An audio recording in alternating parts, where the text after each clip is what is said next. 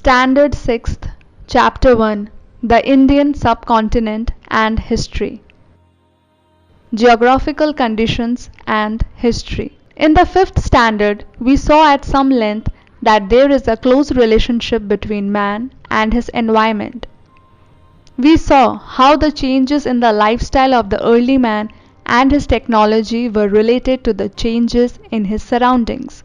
We also reviewed the history of human civilization from the Stone Age to the agricultural civilizations that flourished on the banks of rivers. History is a coherent account of the significant past events in the progress of human culture.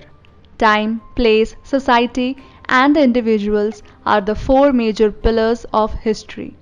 We cannot write history without them. Of these four components, place is related to geography or geographical conditions. In this sense, history and geography are inseparable. History is influenced by geographical conditions in many ways. Our diet, clothing, housing, occupation, in fact, all human life in any region depends to a large extent on its geographical characteristics.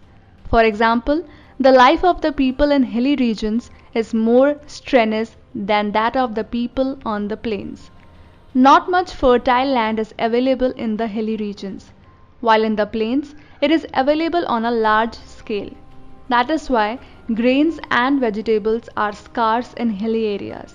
In comparison, people on the plains get them in a sufficient measure. Naturally, this has an impact on the diet of the people.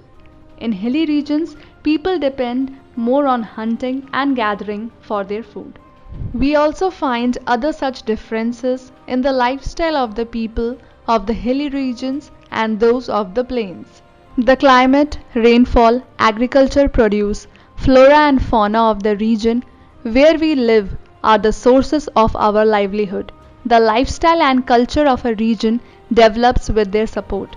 Human settlements have flourished wherever the means of living are plentiful.